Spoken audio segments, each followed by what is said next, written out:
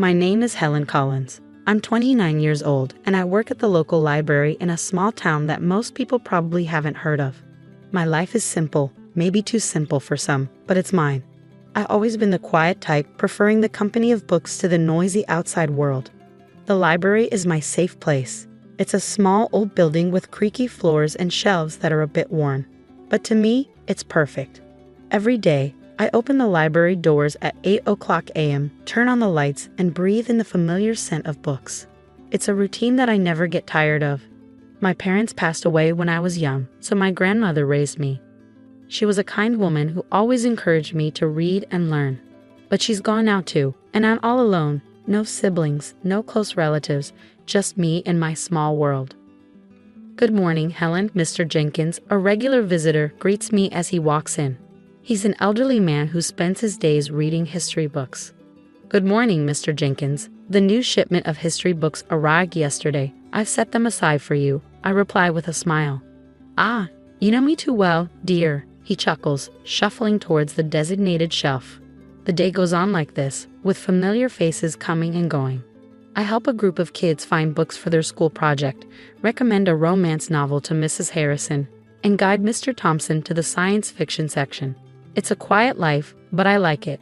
I find comfort in the predictability, in the routine. And then one day, everything changed. The day Jack walked into my life.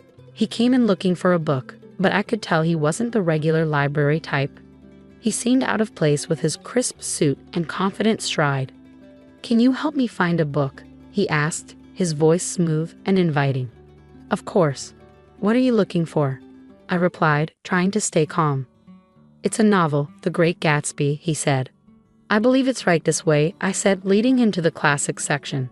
As I handed him the book, our hands briefly touched, sending a jolt through me. It was just a simple touch, but it lingered in my mind. "Thank you, Helen," he said, reading my name tag. "I'm Jack." "It's nice to meet you, Jack."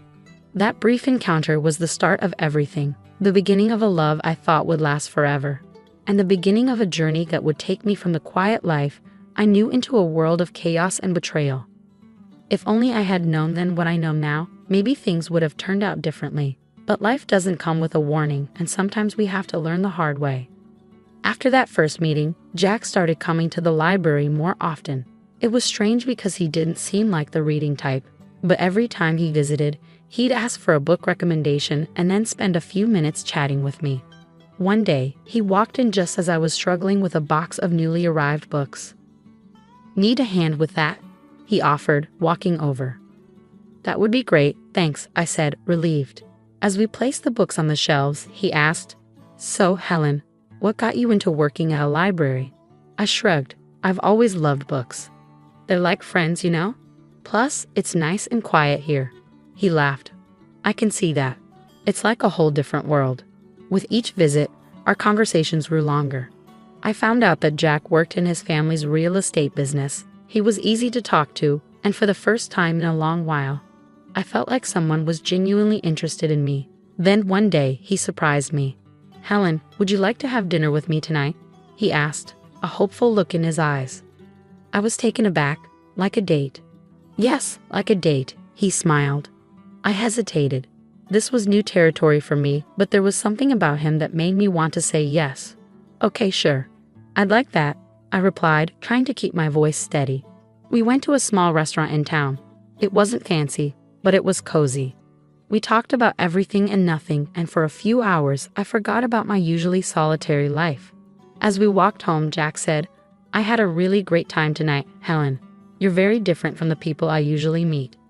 I didn't know how to respond, so I just smiled. He continued, "I'd like to see you again.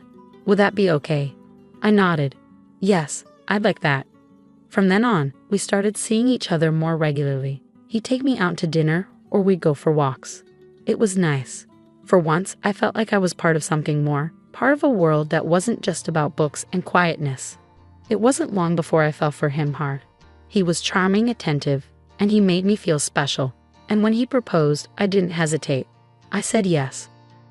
Looking back, I wish I had seen the signs.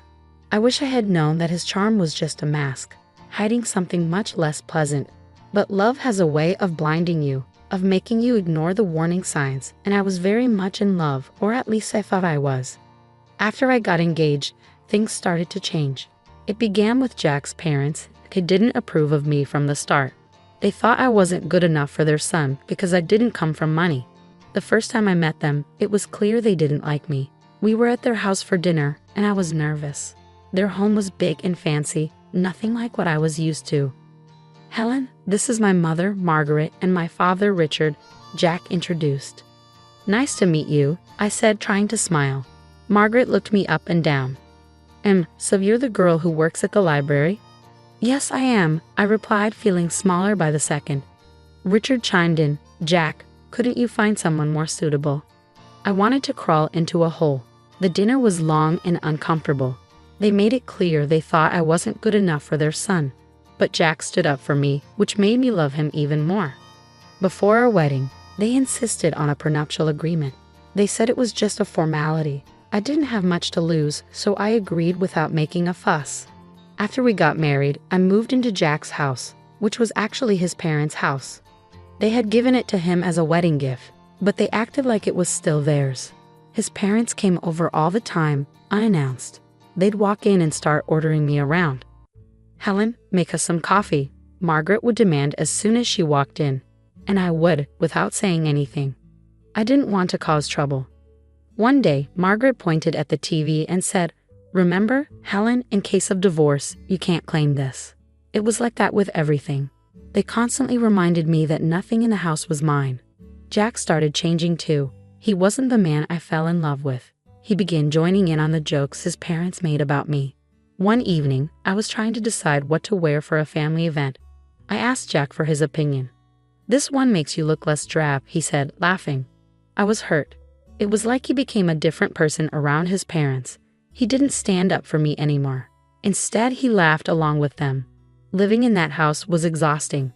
I felt like an outsider, an unwanted guest. I kept hoping things would get better, but they only got worse. The stress got to me. I started having bad stomach pains. I tried to ignore them, but one day I collapsed at the library. I woke up in the hospital. The doctor said it was stress-related. I was in the hospital for a few days. Jack didn't visit. He didn't even call. I felt so alone. Then one day, a notary came to my room with news. My great-aunt, someone I barely remembered, had passed away and left me her fortune, $30 million. I couldn't believe it. I didn't even know what to do with that kind of money, but suddenly, I wasn't just the poor girl from the library anymore. When Jack and his parents found out, they came to visit, suddenly all smiles and sweetness.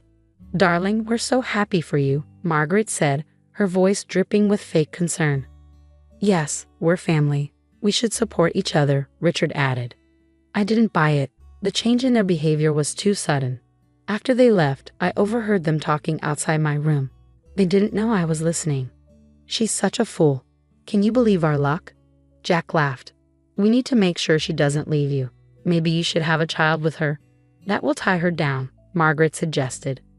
I felt sick to my stomach. They didn't care about me, they just wanted my money. That was when I knew I had to get out of that house and away from them. I had to take control of my life and not be their victim anymore. When I left the hospital, I had a plan in mind.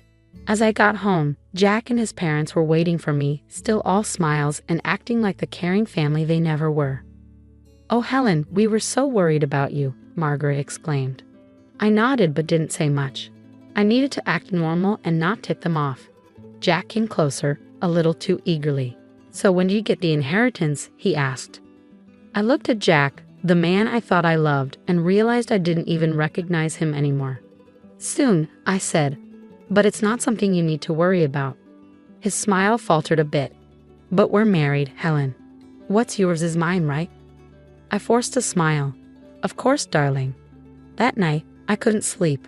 Their voices echoed in my head. Their fake concern, their greed. It made me sick. I got up and started writing. I wrote down everything they had done and said. It felt like a dam had broken, and years of pent-up frustration and pain poured out.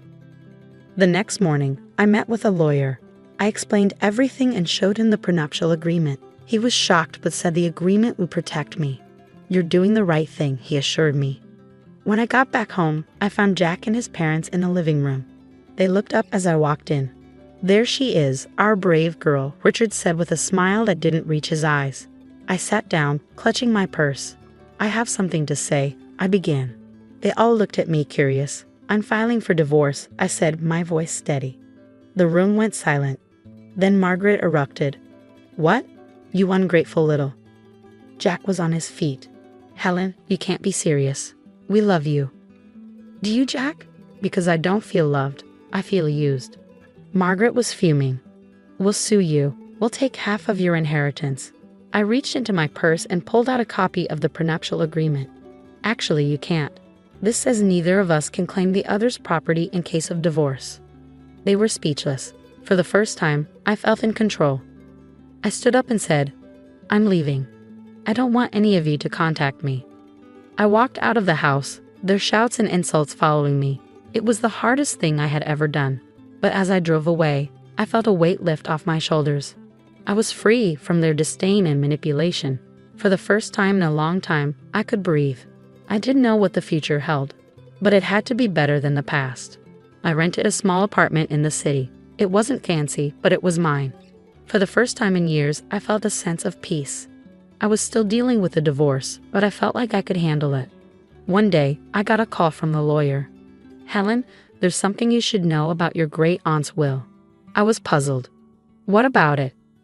"There's a condition. You need to use a portion of your inheritance for a charitable cause. It was your great-aunt's final wish." I was surprised. I had no idea.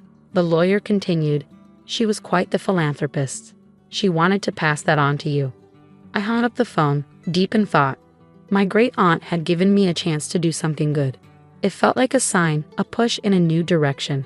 I started researching charities and causes. I wanted to do something meaningful, something that would make a difference. That's when I found a small organization that helped women who were victims of domestic abuse. It struck a chord with me. I contacted them and set up a meeting.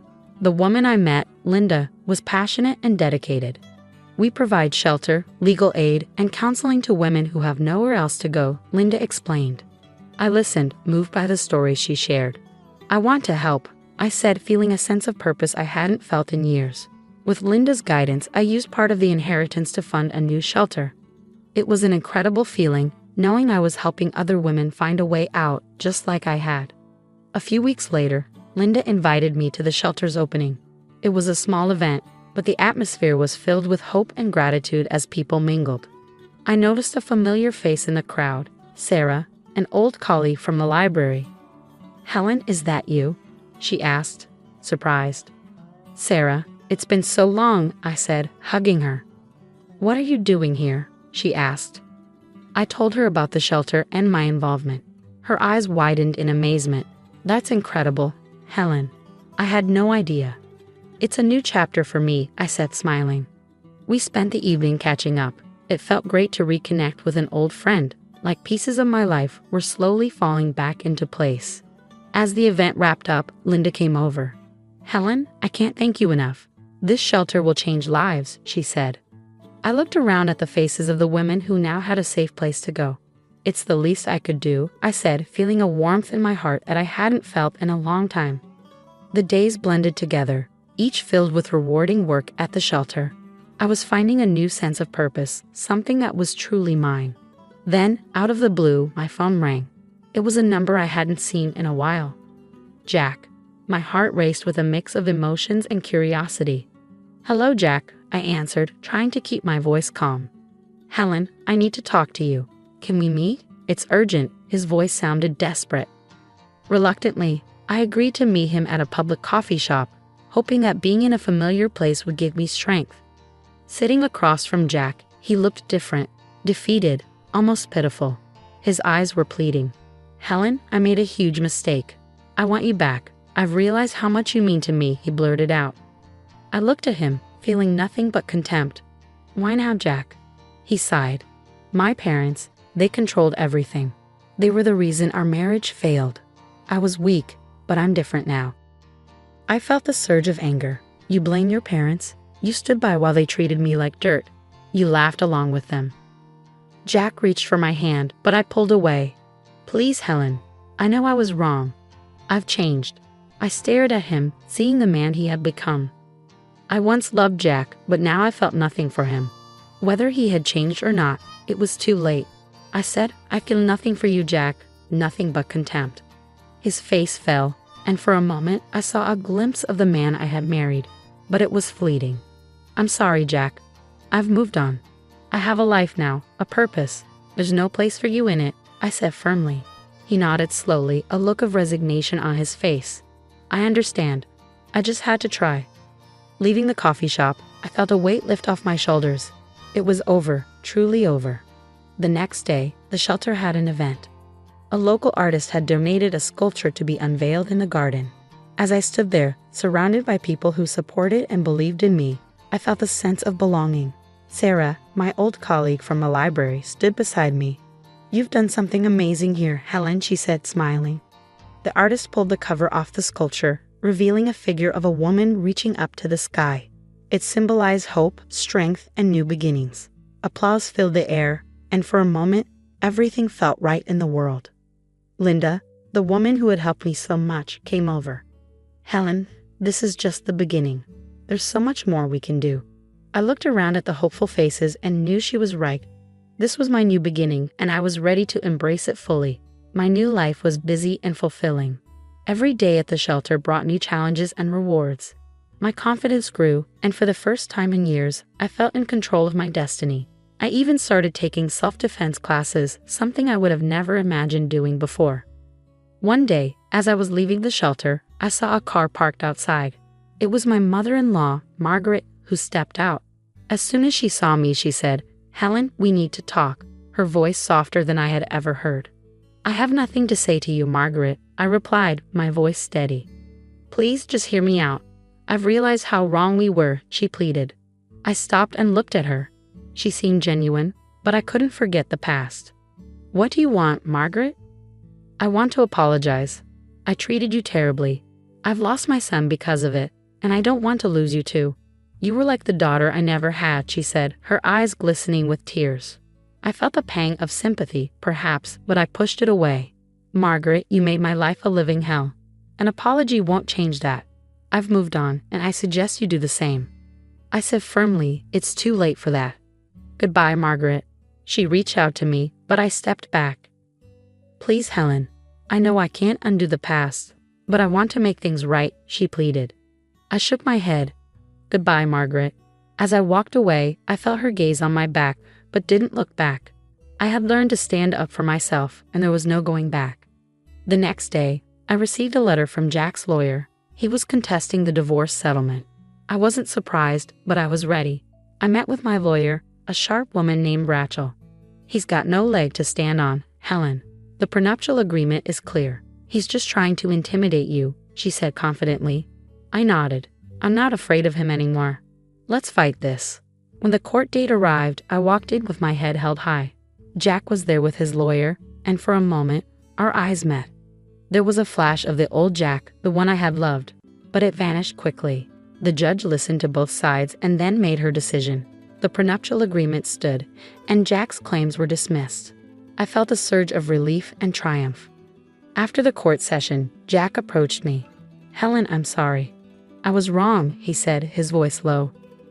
I looked at him, seeing the man I once loved but now felt nothing for. Goodbye, Jack. Take care of yourself, I said and walked away. As I left the courtroom, I felt a sense of closure. That chapter of my life was finally over, and a new one was just beginning. At the shelter, we were planning a fundraiser, and it was taking all my attention. The support from the community was overwhelming, and I felt a deep sense of gratitude. The night of the fundraiser arrived, and the place was buzzing with energy. People from all walks of life had come to support our cause. As I looked around, I realized how far I had come, from a quiet, timid woman to someone who stood up for herself and others. Helen, you did it. This is amazing, Sarah said, coming up to me. I smiled and replied, we did it. And there's so much more to do. As the event went on, I felt a deep sense of accomplishment and purpose. This was my life now, and I was exactly where I was meant to be. Given that I'll be the primary inhabitant of our new abode, it only makes sense that the largest room becomes mine, she declared confidently. From that moment onward, she staked her claim on our new home with the assertiveness of a seasoned owner. Her brazen remarks ignited a storm of indignation within me. "Pardon me, but I'm curious, where exactly would your room be if you're so insistent?" I countered, unable to contain my irritation. Upon hearing my retort, my sister-in-law flushed crimson and launched towards me. "I'm Sophia, a 32-year-old corporate professional. George, my husband, and I have been inseparable since high school, celebrating 7 years of marriage. Perhaps owing to our extensive shared history, our relationship resembles that of an old married couple more than most couples our age. Nevertheless, I can't fathom being with anyone but George. I've always had a great rapport with my in-laws, and presently we find ourselves cohabiting for various reasons. With my father-in-law on the brink of retirement and my mother-in-law juggling part-time work, we share household responsibilities and contribute to the financial upkeep of the household." Things were cruising along smoothly until an unexpected visitor disrupted the tranquility. One lazy Sunday, as we savored the serenity of the weekend, the jeering sound of a truck reversing shattered the peace. Curiosity piqued, we exchanged puzzled glances. "Did anyone order something?" As she barged in with an entourage of movers, my heart sank. "My room's on the right, second floor," she declared, oblivious to our surprise. "Oh, and I seem to have misplaced the key. Could someone let me in?" A chill ran down my spine at the unmistakable voice. As we approached the front door, there stood Charlotte, my long-absent sister-in-law, flanked by movers lugging cardboard boxes. "Wait a moment, Charlotte. What's the meaning of this sudden appearance without so much as a heads-up? And who are these people with you?" I questioned, a mix of surprise and irritation coloring my tone. Charlotte seemed genuinely perplexed by our reaction. "What do you mean? I quit my job and found myself jobless, so I'm moving back home. Since it's my parents' house, I didn't think it necessary to inform you guys beforehand." "Heh," she explained with a carefree shrug. We stood there dumbfounded, while the movers behind her exchanged uncertain glances. "Never mind them, just get on with moving my stuff in," Charlotte instructed nonchalantly, striding confidently into our home and up the stairs. "Ha, my old room's been turned into a storage space. Get this stuff out of here."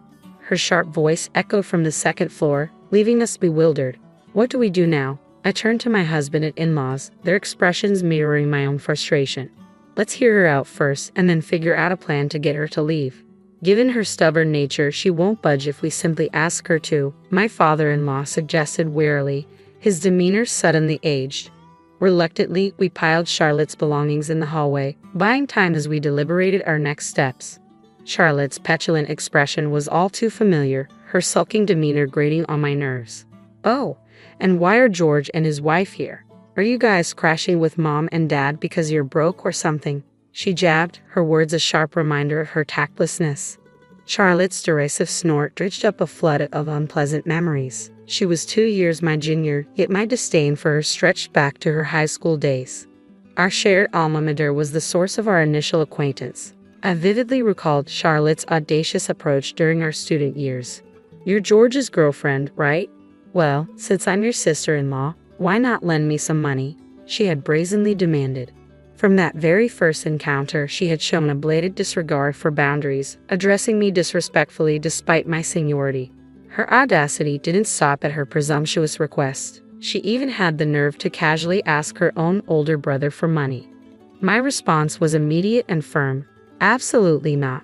Though she bore the title of my boyfriend's sister, I refused to indulge her entitled behavior. Charlotte's reaction to my refusal was predictably disdainful. "Geez, you're so stingy," she retorted, her words dripping with disdain. "Damn," she shot me a disdainful glance before striding away. "You're the crazy one here." That encounter marked my unsettling introduction to my sister-in-law, Charlotte. As it turned out, her behavior towards her own family was even more troubling, a fact my in-laws had been grappling with for quite some time. Her tumultuous history in school was a constant source of concern, prompting frequent summons for her beleaguered parents. Even after graduating, Charlotte remained adrift, her days characterized by idleness and mischief. At our wedding, her antics reached a new low. Her excessive drinking led to a state of inebriation, during which she shamelessly flirted with any man who caught her eye. And as if that weren't enough, she took it upon herself to critique my bridal attire with a pointed, mocking remark. "That dress doesn't suit you one bit," she jeered, followed by a burst of laughter. It was a moment I'd sooner forget. Following her disruptive behavior that day, Charlotte's relationship with her own family deteriorated to the brink of estrangement. Her departure, fueled by anger, left a bitter aftertaste, yet to everyone's astonishment, she resurfaced years later as though nothing had transpired, leaving our family utterly bewildered. "It's because our lease at the old apartment was up. But our new house isn't ready yet, so Dad graciously let us stay here," George clarified, casting a fond glance at Charlotte. "You're building a house, George." "Impressive," Charlotte remarked, her tone laced with sarcasm. "When George and Sophia's new house is ready, we'll be moving out too, Charlotte," my mother-in-law stated icily. "How can you be so heartless toward a daughter who's just endured a breakup and is jobless? Is that how you define motherhood?" "Moving into George's new house signifies a fresh start for us," my father-in-law added, his voice tinged with resolve. "You've always favored George over me," Charlotte shot back at her parents, her footsteps heavy as she stormed up the stairs and out of sight. According to Charlotte, she had experienced a breakup, lost her way, and found herself returning home in search of solace. Since that day, Charlotte's presence shattered the tranquility of our family life. Our lifestyles clashed on multiple fronts.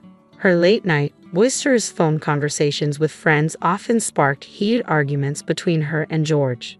Despite shirking any household responsibilities, Charlotte never hesitated to voice her culinary preferences. "Fish? I hate them. Too many pesky bones. Can't you whip up some meatloaf instead?" she'd interject. Fed up with her intrusion, I finally confronted Charlotte. "If you crave meatloaf, kindly prepare it yourself or perhaps contribute to the household expenses. How does that sound?" Charlotte's perpetual attitude towards me only exacerbated the tension. My disdain for her ran deep, so I maintained a formal demeanor whenever interacting with her, a subtle reminder that I wasn't one of her casual acquaintances. Yet she persisted in addressing me only as "Hey" or "George's wife." In response, I resolved to reciprocate by addressing her solely as "Hey." Fully aware of her aversion to fish, I confronted her about her lack of contribution to household expenses. "Why should I chip in for my own living expenses? You're nothing but a leech, surviving off George's earnings and my family's support. Don't act so entitled." Charlotte's audacity left me speechless. "Seriously, is that how you perceive it? And how's the job search and apartment hunt going?" "Our new home is nearly ready," I countered. Her face flushed momentarily before she retorted with a smug grin. "Don't worry, I've got it all figured out," her tone dripping with self-satisfaction. In the midst of our heated exchange, my mother-in-law, Susan, appeared visibly concerned. "Sophia, dear, I'm truly sorry if Charlotte is causing you distress. Are you all right?" she inquired, her worry evident in her voice. Dealing with Charlotte had taken its toll on everyone, her stubbornness making it nearly impossible to reason with her. "I'm all right, Susan, but you should take a break too. It seems like Charlotte has gotten the wrong end of the stick." "Is everything all right?" I asked, concern evident in my voice. Susan's response was a heavy sigh. "Even her father and I can't get through to her. She just barricades herself in her room and tells us to stop badgering her. I sometimes wonder if she'd emerge if we set off a bug bomb," Susan quipped, eliciting a chuckle from me. After days of anticipation, our dream home was finally complete. George and I had poured our hearts and souls into saving for the down payment, and now the kitchen bore my personal touch, while the bathroom had been transformed into a haven for my husband's love of long baths. It truly was our dream abode. As we immersed ourselves in the joy of unpacking and settling in, the doorbell interrupted our reverie. Expecting George's parents, I glanced at the monitor to find Charlotte tagging along. I really don't want her invading our new space," I muttered, unable to suppress a grimace. Charlotte swaggered into our freshly minted abode, her demeanor oozing with arrogance. "George really outdid himself. This place is quite spacious. Nothing beats a brand new home," she proclaimed boldly. She proceeded to fling open doors to various rooms without so much as a "by your leave." My irritation reached its peak, and I was on the verge of giving her a piece of my mind when George's father intervened. "Hey, that's impolite," he scolded her sternly. Unfazed, Charlotte pouted and retorted, "What's the big deal? This is going to be my place now, isn't it?" George wasted no time in shutting down her presumptuousness. "Cut the nonsense. You don't have a room here, do you?" he snapped. But Charlotte persisted, undeterred by George's firm tone. If my parents are moving in here, then technically, this becomes their house, right? So I do have a right to be here, she argued brazenly.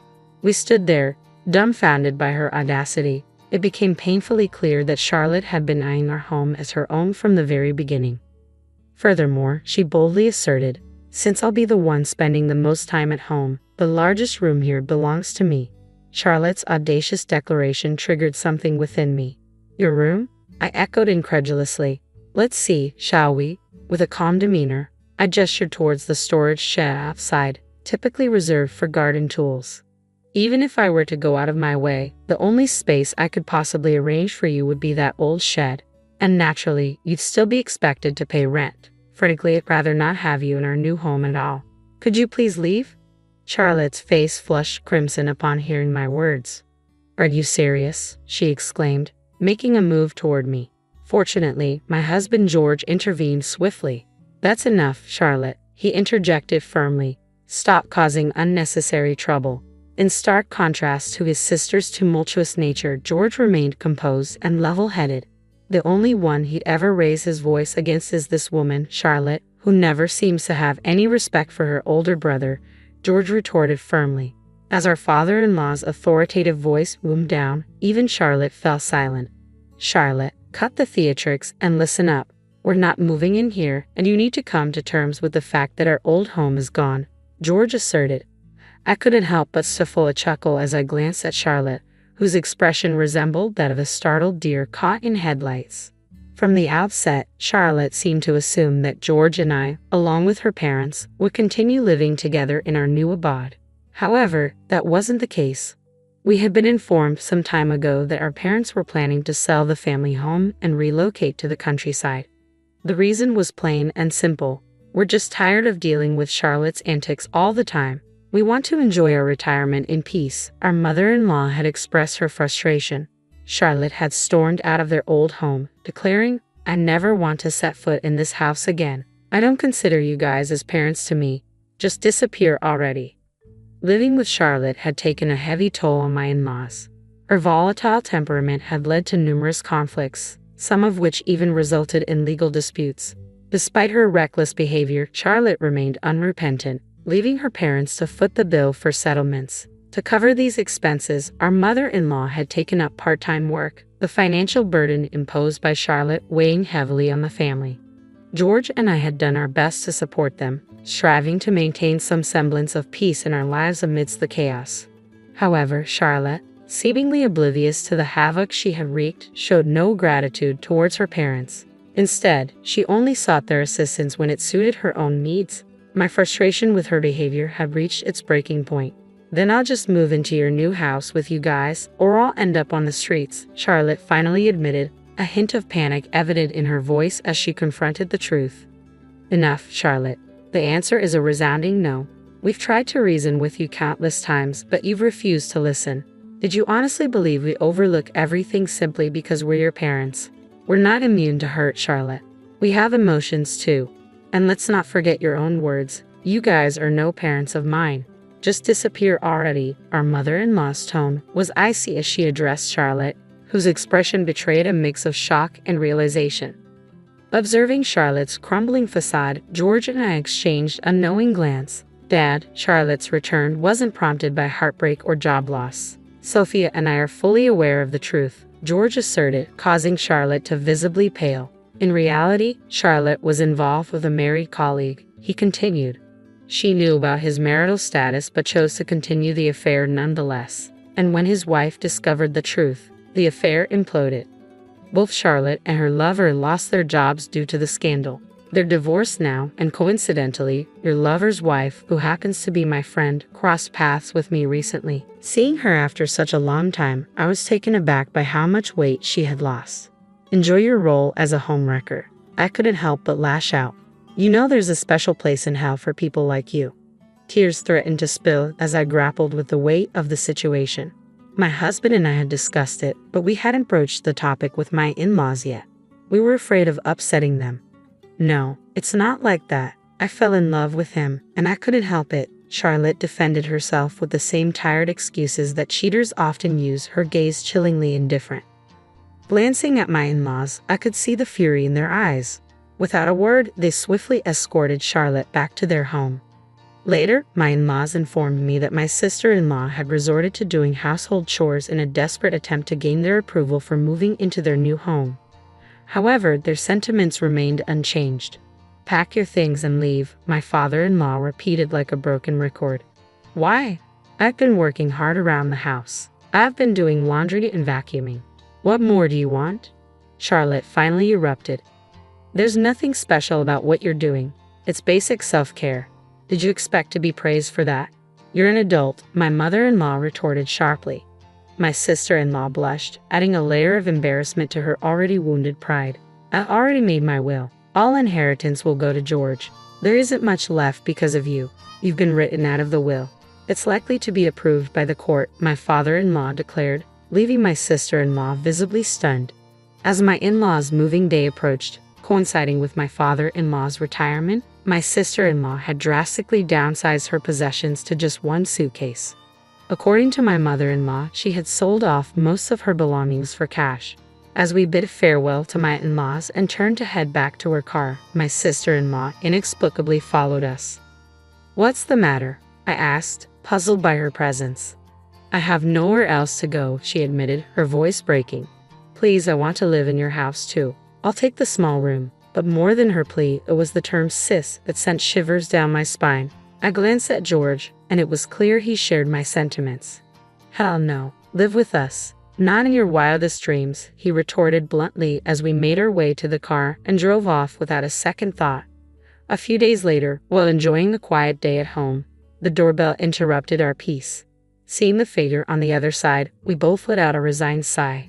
"Stop bothering us. Do you want us to call the cops?" I warned as I opened the door, only to find my sister-in-law standing there, her desperation evident as she knelt before me. "Please let me stay. I've been bouncing between hotel rooms and odd jobs, but I can't keep living like this," she pleaded. My husband and I were taken aback by the depths of her self-imposed predicament. "I don't care. We're not family anymore," I asserted, attempting to close the door. However, she clung to it stubbornly. "Just give me some money. I've maxed out my credit cards, assuming my parents would bail me out again. And I have alimony to pay, you know. If your friend is really friends with my lover's wife, maybe she could help negotiate a lower payment for me," she implored. We had no desire to engage with her, but her audacious selfishness pushed me over the edge. "Don't push me. I've never encountered someone as despicable as you. Stay away from me. I never want to see your face again," I snapped. Despite her insistence, she refused to leave. Suddenly, her face drained of color as she noticed our dogs barking from inside the house. "Wait, you have a dog?" she questioned, taken aback. We had adopted one of the 3 puppies from my parents' dog. "Would you like to see it?" I offered. Her reaction was immediate. "Who? What? No way. I can't stand dogs. You must be insane to live with one. Count me out of this house," she stormed off, her anger palpable. To be honest, my sister-in-law harbors a deep aversion to dogs. According to George, a childhood incident where a large dog playfully chased her left her traumatized, instilling a lasting fear and dislike for dogs. "Thanks for scaring off that lady, Marin," I murmured, giving our toy poodle a gentle pat. Since then, we haven't crossed paths with my sister-in-law. However, a friend mentioned spotting her in worn-out attire in a distant town. Her current circumstances don't concern me. Frankly, I hope she faces some hardships. George and I are relishing the tranquility of our new home. His parents seem to be thoroughly enjoying their rural lifestyle, occasionally reaching out through video calls and visits. They've managed to keep their address concealed from my sister-in-law, preventing any unwelcome surprises. Both appear healthier and happier, as if a weight has been lifted off their shoulders. A few months after settling into our new abode, we received a wonderful blessing. A baby is on the way. I had heard that stress could impact fertility, which may have been a factor in our previous struggles to conceive. Now, we eagerly anticipate the arrival of our newest family member next year. Gazing at George, his joy evident, I gently caressed my growing bump, filled with hope that he'll remain by my side through all our future endeavors. Amidst the jubilant atmosphere of the wedding reception, the mother-in-law took the stage to deliver her anticipated speech. However, what she uttered left the room in stunned silence. With an air of brazenness, she revealed a deeply personal detail: the bride's inability to conceive. In truth, my son knew well of her infertility, but he insisted on this union regardless. She may lack in one aspect, but she excels in her career. So begrudgingly, I consented to their marriage. The shock of her words reverberated through the hall, leaving me speechless in their wake. How could she so callously reduce a woman to her reproductive abilities and then flaunt it before our gathered guests? Oblivious to the distress she had caused, the mother-in-law surveyed the room with a smug expression, unaware of the discomfort her words had wrought. In the hushed aftermath, my name, Catherine, seemed to echo with a weighty significance. A 31-year-old professional in the dynamic realm of product development, I thrive in my career, contributing to several successful projects. Despite outward contentment, there's a secret burden I carry, one I dare not share with anyone. 5 years ago, I received the crushing news. I was infertile. The revelation left me reeling with shock and despair. In those dark days, I grappled with feelings of worthlessness and the loss of hope for any semblance of a future. Even my then-boyfriend couldn't weather the storm, ultimately ending our relationship. Overwhelmed by sorrow and frustration, I threw myself into my work, seeking solace in its demands to drown out the relentless echo of despair. Looking back, I realized I was merely evading reality, clinging to the refuge of productivity to shield myself from the painful truth. Yet amidst the turmoil, a glimmer of hope emerged. Through unwavering dedication, a product I poured myself into became a resounding success, elevating my standing at work. Convinced that marriage was now beyond my grasp due to my infertility, I resigned myself to the solitary path of societal contribution through labor. Then, a serendipitous encounter altered the course of my destiny. In a routine meeting for product development, I crossed paths with David, a man my age from a client company. Little did I know he would become the harbinger of change in my life. David, the son of his company's president and head of the planning department, and I swiftly exchanged contact information. Initially, our interactions were confined to professional matters, but gradually, our conversations transcended the confines of business, blossoming into a romantic connection. In David, I discovered an unexpected reservoir of love and kindness that I had long deemed unattainable. However, the specter of my infertility loomed large, a secret I dared not disclose for fear of losing him. Yet, as our relationship deepened, the weight of my silence grew heavier, gnawing at my conscience. How could I keep such a fundamental truth from someone who regarded me with unwavering sincerity? Uncertain of the outcome, yet determined to be transparent about my condition, I braced myself for the inevitable. Summoning courage, I disclosed my infertility to David, fully prepared for the possibility of his departure. Despite my resolve, anxiety gnawed at my insides as I broached the subject. To my astonishment, David's reaction wasn't what I anticipated. Tears welled in his eyes as he offered me solace, expressing gratitude for my honesty. His unwavering kindness moved me to tears, etching the moment into my memory like an indelible mark. Contrary to my fears, our relationship only flourished after that pivotal conversation. 2 years later, on a momentous evening at a restaurant, David presented me with a small case, unveiling a ring that glittered with promise. "Catherine, will you marry me?" His unexpected proposal ignited a whirlwind of emotions within me, joy mingled with apprehension. "David, are you certain? I can't bear children. Can you truly accept that?" Though David comprehends my predicament, the weight of marriage introduces a new dimension of uncertainty. I couldn't readily say yes to his proposal, burdened by doubts. "It doesn't matter, Catherine. I want us to navigate life's challenges together, to weather every storm side by side," David reassured, acknowledging my concerns with unwavering support. In that poignant moment, tears flowed freely, a testament to the emotions swirling within me. Since the day I received my diagnosis, I never envisioned this future. Yet in David's unwavering love, I found the courage to embrace it. With certainty in my heart, I'd accepted his proposal, ready to face whatever lay ahead, as long as we faced it together. "I share your sentiment, David. Thank you for your unwavering care. I'd eagerly anticipate the journey ahead of us," I replied, gratitude laced in my words as we embarked on the path to wedded bliss. With the proposal accepted, we wasted no time in setting the wheels in motion for our impending nuptials. As a woman in her 30s, the prospect of becoming a wife ignited a sense of urgency within me, eager as I was to intertwine our lives officially. Funny how swiftly one wishes to hasten time once the promise of matrimony is extended. The reality of marriage loomed closer, heightening my anticipation with each passing moment. However, before exchanging vows, we had to confront a significant hurdle: meeting David's parents. While our encounters with them had been brief in the past, this meeting carried weight as we prepared to divulge news of our engagement. Unfortunately, the reception of our impending union was far from smooth sailing. While David's father greeted the news with joy, his mother maintained a stern countenance throughout the exchange. When the moment came for her to express her thoughts, her opposition to our marriage was palpable.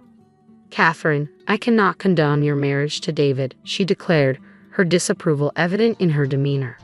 Perplexed, David interjected, seeking clarity. "Why?" he pressed, prompting his mother to elaborate. Fixing me with a steely gaze, she broached the crux of her objection. "Your inability to bear children," she stated bluntly, laying bare the very fear I had hoped to avoid. Though prepared for reproach, the directness of her words pierced me deeply, leaving me momentarily speechless. "You comprehend, don't you? David is poised to inherit the company. It's only natural that we expect his wife to bear an heir.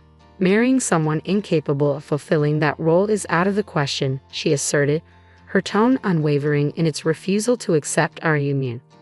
Aware of David's imminent ascension to the helm of the family company, I understood the weighty expectations placed upon him, particularly the desire for him to produce an heir.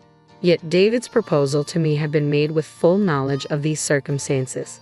While the prospect of not having children with him weighed heavily on my heart, our decision to marry had been a mutual one, made despite these challenges.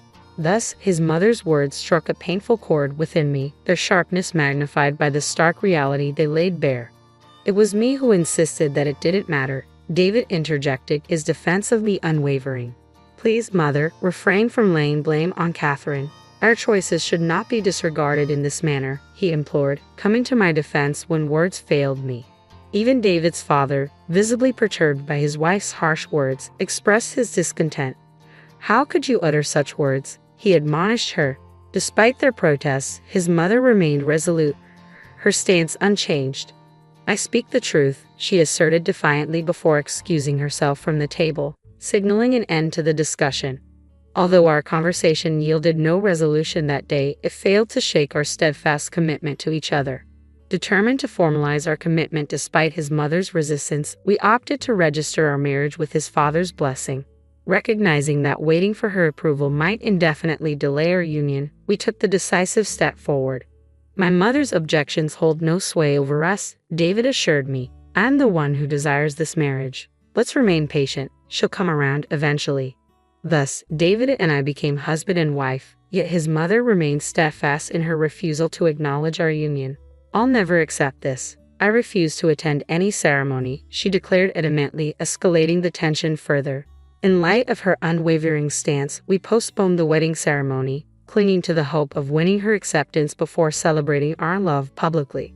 Day after day, his father endeavored to sway her opinion, while David and I persisted in our appeals, pouring our hearts into each plea.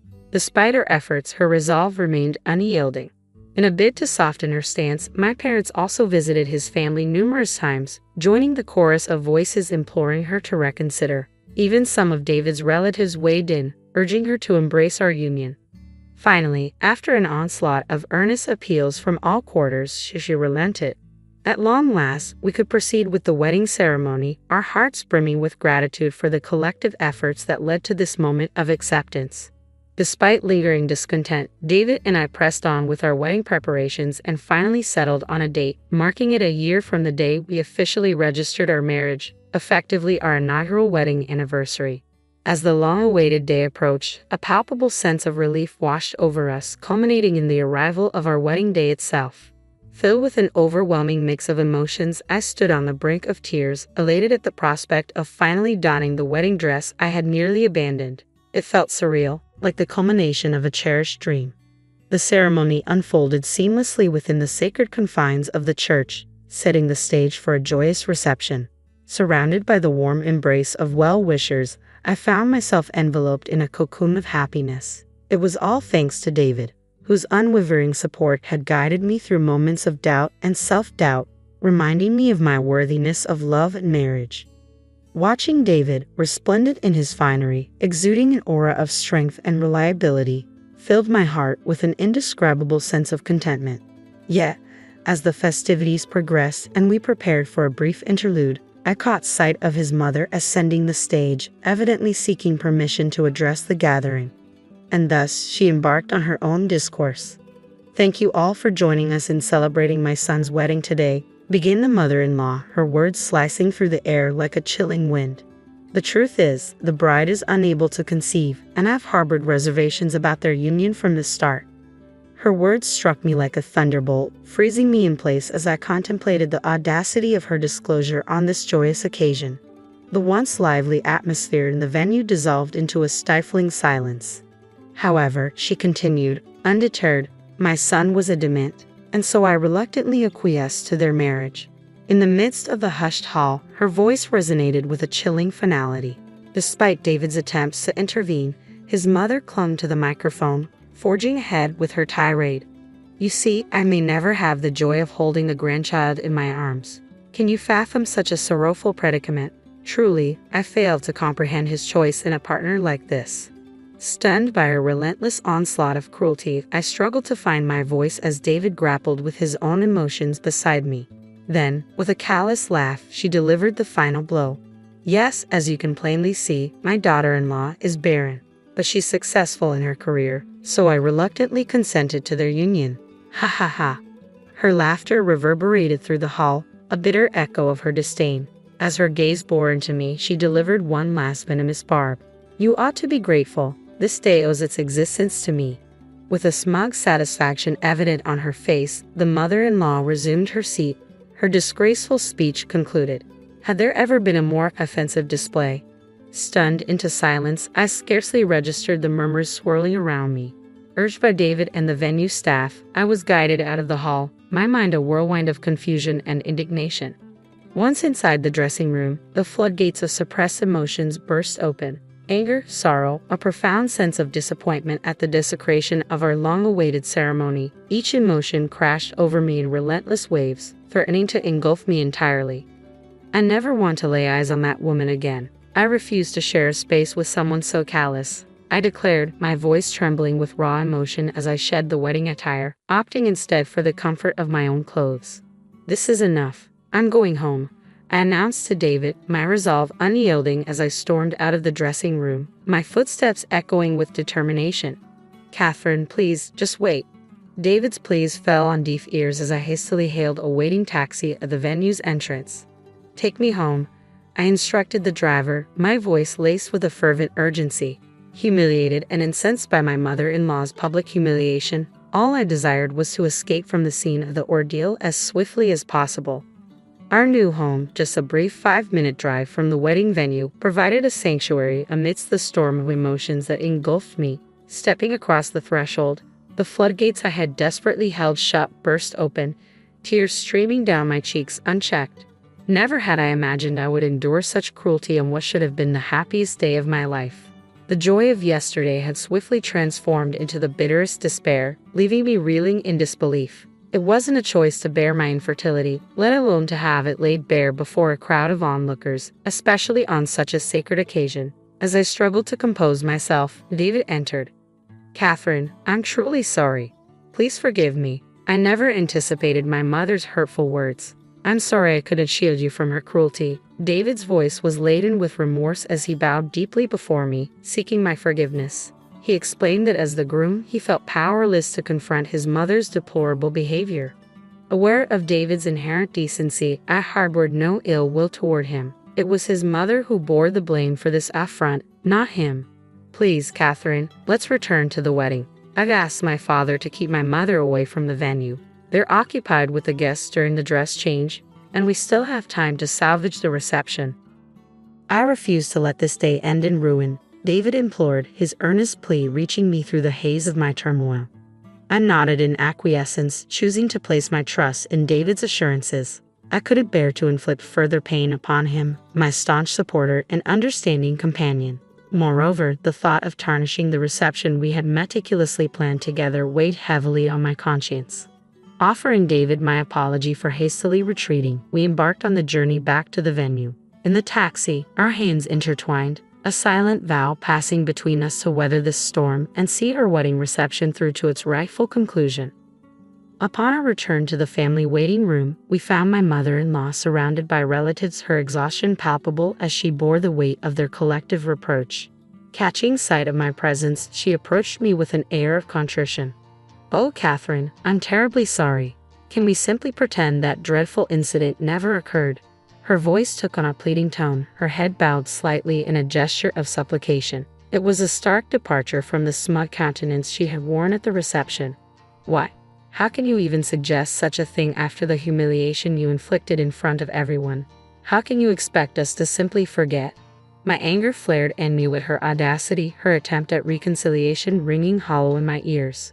The notion of forgiveness felt like an insult after the disgrace she had wrought. Why seek forgiveness now when you never truly accepted me to begin with? If you were so opposed, why not simply let things be? I voiced my refusal to acquiesce to her plea, my resolve unyielding as I prepared to return to the ceremony. "Don't be like that. I'm apologizing, so why won't you forgive me?" My mother-in-law's words hung in the air, laced with frustration and confusion. "I had no idea that one of your relatives was a key client of our company. It turns out, my maternal uncle oversees a significant client of my father-in-law's company. While I was away, he gave mother-in-law quite the dressing down. He even hinted at severing the business transaction. Thanks to my father-in-law's desperate apologies, the situation was barely kept under control. In that moment, clarity dawned upon me like a sudden revelation. Mother-in-law's apology wasn't born of genuine remorse but rather self-preservation. I was rendered speechless by the realization of her motives. It was then that David, who had observed our exchange in silence, finally interjected. "Mom, is that your idea of an apology? Aren't you disrespecting Catherine too much? And you're apologizing to her simply because you were reprimanded by a client?" David's voice, usually calm and composed, rang out with an uncharacteristic edge of frustration. My mother-in-law, taken aback by his sudden outburst, stared blankly in response. "Do you comprehend the magnitude of the pain you've caused Catherine, Mom?" David's voice rang out, filled with a raw intensity that echoed through the room. "You exposed her most sensitive issue in front of everyone at our wedding. As a human being, that's the lowest of lows, regardless of the circumstances. It's inexcusable. You casually brought up someone's health struggles like it was nothing." David's words surged forth, an unrelenting torrent of pent-up emotions directed squarely at his mother. He spared no detail, laying bare the hurt she had inflicted upon me, time and time again, wielding my infertility as a weapon. Today's egregious display at the reception had been the final straw. David's gaze bore into his mother with a mixture of disgust and disappointment. "I'm through with you. Consider yourself disowned if you can't accept Catherine as my wife. That's your issue to grapple with. Your words hold no sway over us. Our family's affairs are no concern of outsiders." With unwavering resolve, David severed ties with his mother in a single, decisive proclamation. There was no ambiguity in his declaration. He wanted no part in her life from this moment forward.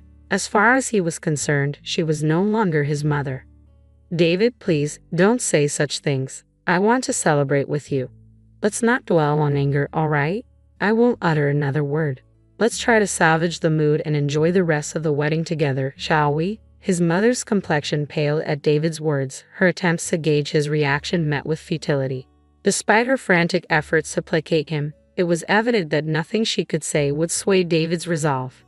"Today isn't just about me, it's about Catherine too. We're a team. We're inseparable. Disrespecting Catherine is akin to disrespecting me. I understand that you have no desire to celebrate our union, so I suggest you leave now." David's tone was unwavering, his words cutting through the air with an icy precision. Her apologies rang hollow. Mere attempts at self-preservation devoid of any genuine remorse towards me. David, with a merciless resolve, ordered her to depart, asserting that I was his sole family. "I can't believe this, David," his mother murmured in disbelief, her expression a mixture of shock and bewilderment. Clearly caught off guard by her son's unequivocal rejection, she found herself standing alone, alienated by David, me, David's father, and the rest of the relatives.